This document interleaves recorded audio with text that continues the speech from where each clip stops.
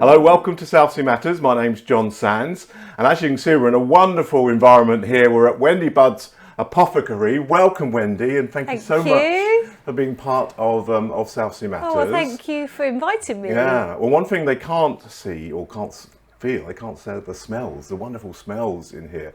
It is amazing. You must pop in. Whereabouts are you on Albert Road? So we're in number 78 Albert Road, and if we go by pubs, because a lot of people... Yes, they know Albert Road. The pubs. We're right opposite the Royal Albert Public House. Oh, okay. Oh, fantastic. Near Quickie Mart. There you go. So the geography is all there now. As I said again, thank you so much for being part of Southsea Matters. Just tell people who are watching this a little bit about yourself. So my name's Wendy. I'm a medical herbalist. I've been practicing herbal medicine nearly for 20 years now. I have a degree in herbal medicine, which surprises a lot of people. I think that a lot of people think that you sort of, I don't know how people think. Well, there is the worry, isn't there? Because people have sort of done stuff in the past and put themselves to be something they're really not. And of course, like with anything, even with herbal products, you can't just take anything or do anything. So to have that comfort of knowing, well, actually you've been through the process, you know what's good and what's, what isn't, that must be a great comfort for people when they come here. Yeah, I think so. And I'm a member of what's called the National Institute of Medical Herbalists, which is the oldest body of herbalists in the world. I think we're celebrating our 145th year AGM this coming year. So yeah, very old, very established. I opened the Apothecary 11 years ago now. Really? So yeah, we've been running 11 years, and I just love it. I love it. I always wanted to be a herbalist, always used to make potions from flowers in the garden, rose petals. My grandfather used to grow a lot of roses, and I think a lot of children do, don't they? I know my kids used to do that. So they'd put a pot and put some rose petals in, and hopefully it smelled like that. So there's literally a budding, yes. So what made you set up a shop then? Were you doing something before and then thought, well, I need a permanent presence and so on? Yeah, so I used to work just down the road actually in the chemist. I was there 6 years as a medical herbalist there. And this shop, well, it's a bit of a long story. So this shop, my mum was very ill. My mum died. And I just didn't really want to carry on working for somebody else. Yeah. And then this shop came up. And if you don't know the shop, it really looks like a apothecary. It's really old-fashioned sort of shop. So this came up, and I had a little bit of money that my mum left me. So I just went for it. It was quite scary because it wasn't a lot of money and it was sort of all or nothing. But I decided to go for it, and I'm so glad I did. I really just love it. And I mean, I was never going to let it fail. But there's always a little bit of a worry. Yeah, of course there is. And I think if you're not a little bit nervous, there's something wrong, isn't there? Yeah. And you don't only sell the stuff that we can all see surrounding us at the moment, but you've also got someplace out the back where you do other things for clients. Yeah, so I see patients one-to-one, and we see, generally as a herbalist, you see people that have been through the conventional route and for whatever reason aren't happy with it, can't take the medicine, or it hasn't worked for them.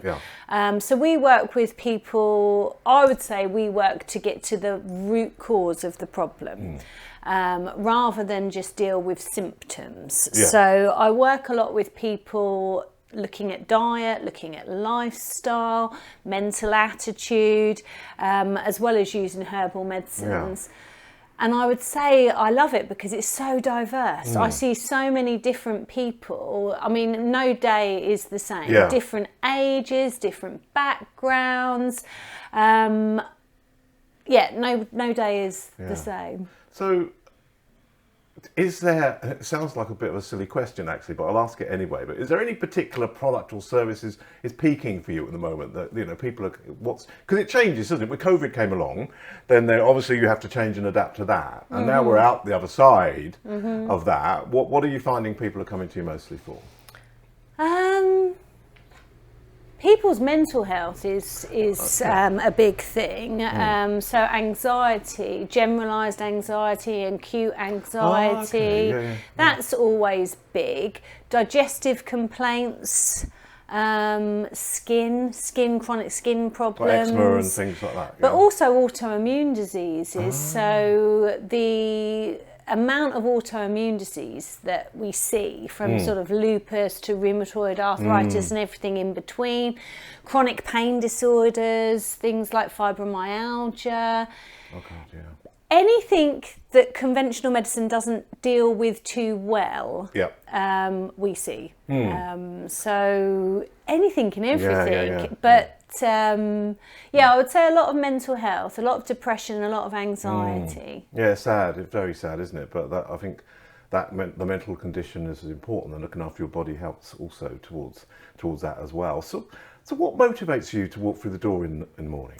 I just love it. You love it. Yeah. You don't need motivation. No, you just love it. I just absolutely love it. It's what I wanted to do. I've always wanted to work in this field. I can remember thinking that I wanted a centre, like a healing holistic centre. And I can remember talking to my friend and saying, we need a really good herbalist. We need a really good herbalist. But I didn't know at the time how you would train to be a herbalist. I sort of just imagined that you would apprentice, or I just really didn't know. And then when I was at Portsmouth College, my tutor at the time, she actually came running into one of my classes with the great big UCAS book. And she said, Wendy, you can train as a herbalist. Fantastic. And that's when the Middlesex programme had started. And I went, I was probably one of the first or second years that went in and studied. Oh, so a real groundbreaker there. That's I don't know. Right at the beginning of it. Yeah, that was fantastic. So it's obviously running any business, no matter how much you love it and no matter how much, your heart's in it, it's always a little bit stressful. And you've just moved house recently, and that's one of the most stressful things out there. How do you relax? So I take my own medicine. Fabulous. I take my own medicine. I hope you get a discount on it. Well, I think you've got to. You can't talk the talk without walking the walk. And you can see I'm in my gym stuff here. So I go to the gym. I like to exercise. I really find if I don't exercise quite hard, it affects my mental health. But also my diet. I mean, as you can imagine, my diet is quite on point. I think if I can't do what I ask my clients to do, it would be wrong of me. And you can't truly talk to someone, can you, or give advice if your heart or you believe in it. And that really shows, I believe, if someone doesn't believe in something, they're trying to give advice. And I think that really comes across. Yeah. So people are sat here watching this and saying, well, I'd really like to come along. I'd really like to find out more about this. How would they do that? So you can find me on Facebook, Bud's Apothecary.